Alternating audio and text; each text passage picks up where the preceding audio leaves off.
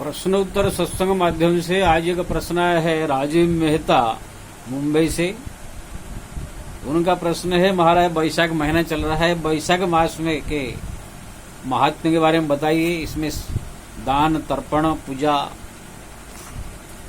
करने का क्या फल है, भगवत प्राप्ति का क्या साधन है बैशाख मास में। बहुत बढ़िया सुंदर प्रश्न है ये आपका। देखिए जी, हमारा ये 12 महीना जो है, 12 महीना में 3 महीना जो है स्नान महीना है, कार्तिक मास, माघ मास और बैशाख मास। ये जो 3 महीना का स्नान को जो है तुरंत मुक्ति के साधन में माना जाता है। सद्य मुक्ति तुरंत, जैसे एक मुक्ति होता है प्रतिदिन सुबह शाम भगवान की पूजा करना, पाठ करना, नाम जपना, उनका जो है जप तप करना, धीरे धीरे धीरे करते हुए जीवन भर ऐसे करते रहेंगे तो मरने के बाद फिर आप इसका फल स्वरूप मुक्ति गति मिलेगी। लेकिन एक होता है व्यक्ति जीवन भर जो है पाप करता रहता है, कुछ पुण्य कर नहीं पाता है, कोई धर्म नहीं कर पाता है, जप तप कर नहीं पाता है, धाम तीर्थ कुछ कर नहीं पाता है, पाप में ही लिप्त रहता है। तो वो व्यक्ति के लिए अगर कुछ ऐसे साधन है, वो अगर साधन उनसे बन जाए तो उन लोग को तुरंत मुक्ति प्राप्त होती है। जैसे उदाहरण, अगर मरते समय भगवान का नाम लेकर के मृत्यु हो जाए तो फिर वो कैसा ही पापी क्यों न हो, वो भगवत धाम प्राप्त होगा।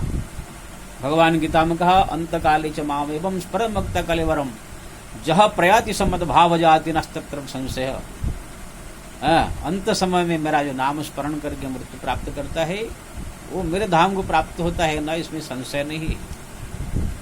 तो ये अंत समय गति अजामिले से महापापी भी अंत समय में भगवत नाम स्मरण किया तो उसकी भी गति मुक्ति हुई। ऐसे बहुत कहानी हमारे शास्त्र में। जैसे भगवान के हाथ में मरना, भगवान के हाथ में अगर मर गए कोई, वो कितना बड़ा पापी क्यों न हो, उनका फिर पाप ताप कुछ नहीं देखा जाता है, सीधा उसकी मुक्ति है। जैसे ताड़का, पुतना, ऐसे बहुत सारे राक्षस भगवान के हाथ में मरे तो तुरंत मुक्ति जो है उसको प्राप्त हो। भगवान के धाम में मरना, भगवान के कोई भी धाम में अगर रहते हुए प्राण त्याग कोई कर देवे तो कितना बड़ा पापी क्यों न हो, कितना बड़ा अपराधी क्यों न हो, उसको जो है सद्य मुक्ति, तुरंत मुक्ति। उसका फिर क्या क्या क्या नहीं किया कुछ नहीं देखा जाता, ये सब सद्य मुक्ति में आता है, तुरंत मुक्ति। भगवान के धाम में प्राण त्याग करना, भगवान का नाम लेते हुए प्राण त्याग करना, भगवान के हाथ में मरना, जीवन के रहते हुए जितने सब भगवान का धाम, 4 धाम जो सप्तपुरी तीर्थ, ये सब का जो है कर लेना, चाहे कई सभी आदमी हो, उसका मुक्ति गारंटेड हो जाता है। मृत्यु के समय या मर जाने के बाद भी अगर उसके लाश को जलाते समय उसके शरीर में तुलसी का लकड़ी रख दिया जाए अर्थी में तो भी उसका मुक्ति है। पद्म पुराण में लिखा है, यदि एक तुलसी काष्टम काष्टम अध्यित सोहते दाह काल भवत मुक्ति कोटि पाप च। अगर दाह संस्कार के समय एक भी तुलसी की लकड़ी के चिता के ऊपर, चिता के जो जला जाता है लकड़ी, उसके ऊपर छोड़ दिया जाए चिता में, तो करोड़ों पाप से युक्ता हुआ कोई पापी भी वो मुक्त हो जाएगा। भवत मुक्ति कोटि पाप युक्त, करोड़ों पाप युक्त हुआ भी पापी मुक्त हो जाएगा। तो ऐसे बहुत सारे सद्य मुक्ति सब वर्णन है शास्त्र में। जैसे मरने के बाद उनके नाम से भागवत सप्ताह करा देना, सद्य मुक्ति, जैसे धुंधुकारी आदि आदि सब मुक्ति हुआ था। मरने के बाद बद्रीनाथ में उनके नाम से पिंडदान करा देना, दद्यात ब्रह्म कपाली पिंडदान पितृ तथा परम जात ब्रह्मलोक सर्वम ब्रह्मलोक जाति नात्र संशय। गरुड़ पुराण। ब्रह्म कपाल यानी बद्रीनाथ के ब्रह्म कपाल तीर्थ में अगर कोई व्यक्ति किसी के नाम से पिंडदान कर दे, पुत्र तथा पर, पुत्र करता और अच्छा है, नहीं अगर कोई व्यक्ति जाकर के किसी के नाम से पिंडदान कर दे तो ब्रह्मलोकम जाति भगवत धाम प्राप्त होता है, नात्र संशय, इसमें कोई संशय नहीं है, गरुड़ पुराण कहता है। तो ये मरने के बाद अगर पिंडदान कोई गया जी में करा दे, गया जी में कम महिमा है, बद्रीनाथ में ज्यादा महिमा है, भागवत सप्ताह करा दे, मरने के बाद जो है उनका जो अस्थि जो है लेकर के प्रयागराज में कोई अच्छा तीर्थ धाम में उनका जो है विसर्जन कर देवे, ये भी शास्त्र में जो है लिखा गया है कि उसकी मुक्ति हो जाती है। ऐसे भी कहानी है, जैसे द्वारिका जी में जो है एक व्यक्ति का जो है मरा हुआ था जंगल में, उसका हड्डी पड़ा हुआ था, वो हड्डी को जो है बाज पक्षी ऊपर ले जा रहा था, दूसरा बाज उसको जो है झपटा, दोनों लड़ते लड़ते लड़ते लड़ते लड़ते गंगा सागर गोमती सागर संगम द्वारिका में पहुंच गए। वही गुजरात का घटना है। तो वो जो है लड़ते लड़ते वो जो है हड्डी का टुकड़ा गोमती सागर संगम में जैसे गिरा, तो वो महापापी था, उसको जमराज के लोग सब दंड दे रहे थे, दूत लोग को, तुरंत उसका समस्त पाप नष्ट हो गया, दिव्य रूप धारण कर लिया, वैकुंठ से विमान आ गया, वो वैकुंठ चला गया। तो ऐसे ऐसे कहानी हमारा पुराण शास्त्र में वर्णन है।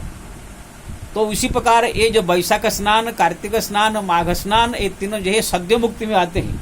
कोई जीवन में कुछ भजन करे न करे, कुछ किया नहीं किया, लेकिन अगर इन्हीं महीनों में कोई जाकर प्रातः काल केवल स्नान कर ले, स्नान करके भगवान नारायण का अगर पूजन करे, उनका नाम जपे, ये सब करने से एक महीना अगर स्नान कर ले तो उसकी जो है तुरंत मुक्ति, वो मुक्ति का अधिकारी बन जाता है।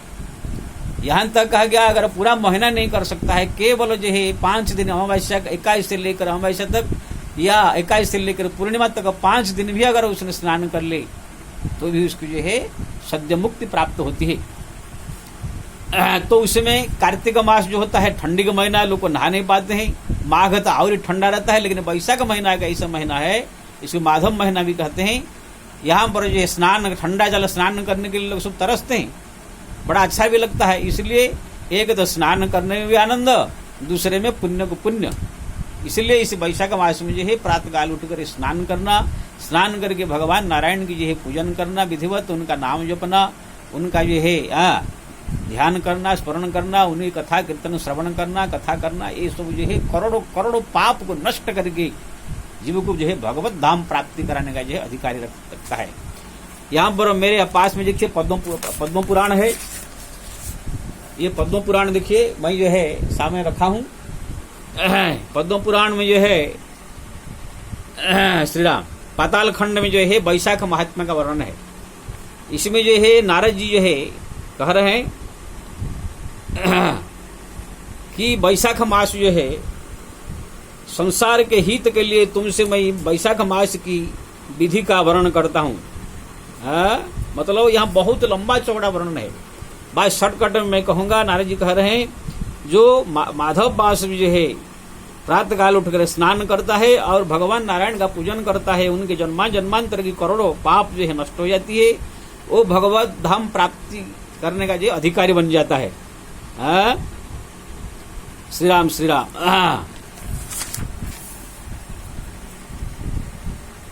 करोड़ों अश्वमेध यज्ञ करने से भी, बड़े बड़े दान, बड़े बड़े यज्ञ अनुष्ठान, जप तप से भी जो गति प्राप्त होती है, वो गति केवल वैशाख में प्रातः काल स्नान करने मात्र से ही प्राप्त हो जाती है। इस प्रकार लंबा चौड़ा सब वर्णन यहाँ पर जो है लिखा गया। अगर जिसको वैशाख महात्मा के बारे में विशेष जानकारी करना हो तो पद्म पुराण का पाताल खंड जो है पढ़े। श्री राम। यहाँ पर जो है वैशाख स्नान से 5 प्रेत का उद्धार भी लिखा गया है। बोलते मुनि शर्मा नाम की जो है एक ब्राह्मण जो है वैशाख स्नान करने के लिए प्रतिदिन जाते थे। एक दिन जा रहे थे प्रातःकाल, थोड़ा अंधेरा था, 5 प्रेत उनके सामने आकर खड़े हो गए।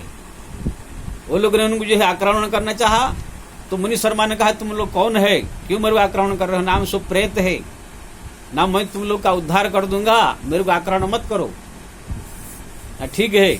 तो उन्होंने पूछा कि आप लोग सब क्या क्या किया था जो प्रेत बने। उसमें से कोई बताया मैं अपने माता के साथ जो है शरीर का संबंध रखा था, कोई कहने लगा मैं गुरु पत्नी के साथ संबंध रखा था, कोई बोलने लगा मैं बहन के साथ संबंध रखा था, कोई बोला मैं करोड़ों जो है हत्या किया था। विभिन्न प्रकार पाप का वर्णन किए लोगों जिससे हमको प्रेत बने।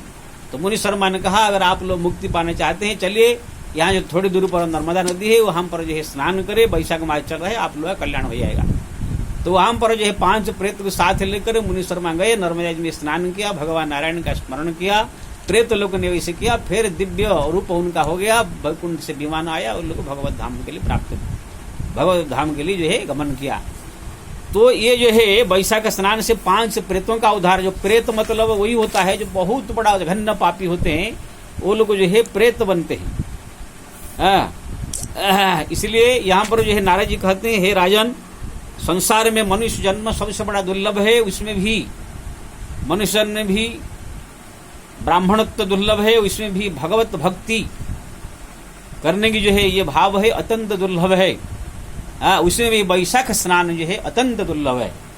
जो व्यक्ति को वैशाख स्नान करने का सुयोग प्राप्त हो गया, समझ लो भगवान की विशेष कृपा, पूर्व जन्म के बहुत सारे पुण्य उदय हुआ, इसीलिए जो है उसको ये भाव प्राप्त हुआ है। इसलिए कोई अगर ये वैशाख स्नान करता है प्रातःकाल उठ करके, तो समझ लीजिए वो मुक्ति का अधिकारी हो गया। मैं इतना ही कहूंगा, और बाकी इसमें लिखा है ये पुण्य होगा, ये पुण्य होगा, ये पुण्य होगा, असंभव यज्ञ का फल प्राप्त होगा, 1 करोड़ स्वर्ण दान का फल प्राप्त होगा, ये जो है गौदान का फल प्राप्त होगा, स्नान करने, इसे बहुत लंबा चौड़ा सा वर्णन है। लेकिन मैं कहूंगा संसार की कोई ऐसा पुण्य नहीं है जो वैशाख स्नान से प्राप्त नहीं होगा। जब भगवत धाम ही प्राप्त हो जाएगा तो फिर उससे बढ़कर क्या। तो इसलिए वैशाख काल में प्रातःकाल स्नान करना चाहिए। और इसमें भी दान करने का भी और बड़ा महत्व है। जैसे गर्मी के महीना होने के कारण जो ठंडा जल का दान करे, ब्राह्मणों को जो है छत्र दान करे, पादुका दान करे, तिल दान करे, तिल मिश्रित जो है गुड़ दान करे, स्वर्ण दान करे, वस्त्र दान करे, भूमि दान करे, तरह तरह से दान करने से इसी महीना में करोड़ गुना, अन्य महीना से ये महीना में दान करने से करोड़ गुना। जैसे 1 रुपया आपने दान किया तो करोड़ रुपया के दान के बराबर प्राप्त होगा। और इसी वैशाख महीना में लिखा गया, अगर पितृलोक को प्रातःकाल स्नान करके कोई तर्पण कर देता है उनके नाम से, जलदान उनके नाम से कोई जल तर्पण करता है, बोलते हैं पितृलोक जो है उनको आशीर्वाद देते हैं। पितृलोक जो है आकर लिखा है यहाँ कि अगर देखते हैं कोई हमारा कुल में जो है उत्पन्न होगा, वैशाख मास में अगर स्नान करेगा, हमको जल तर्पण करेगा, तो वो लोग देखते रहते हैं।